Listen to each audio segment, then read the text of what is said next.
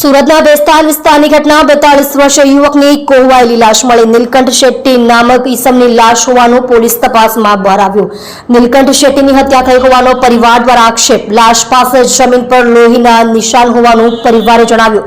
નીલકંઠ શેટ્ટી એકલો રહેતો હતો, લુમ્સ કારખાનામાં કામદાર હતો। હત્યા કે આપઘાત પોલીસ તપાસનો વિષય।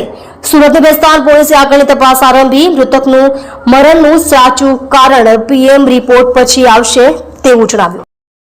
चालू था कि तपन सिटी एकदम आराम से चालू कर देते पूरी घटना क्या कल रात 8:30 बजे हमको फोन आया बैंक में रहते कि नीलकंठ का मौत हो गया है। हम लोग गया, देखा तो उसका रूम से बदबू आ रहा है। हम हमारा पहले से बहुत भीड़ लगा हुआ था उधर, बदबू आ रहा है। जब पुलिस सब आ गए थे तब देखा तो उसका बाद उसका रूम में कोई था ऐसा हमको इतना ये नहीं है। वो बोल रहे हैं कि हमारा रूम उसका रूम पे, हम लोग हाउसिंग में रहते, उधर गया देखा ना। इसके बाद पुलिस आके लेके आए गए तो उसका रूम पे खून का थोड़ा पड़ा है और बाल फाल पड़ा है थोड़ा। उसका उम्र 34-35 साल होगा। क्या काम लूम्स लाइन पे, सेंसर लाइन पे काम करता है। नहीं, उड़ीसा गंजाम का है।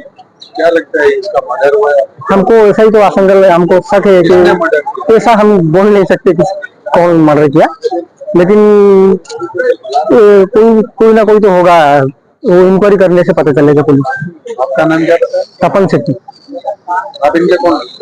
मेरा मोहल्ले वाला है, वो मेरा गांव का भाई लगता है, मतलब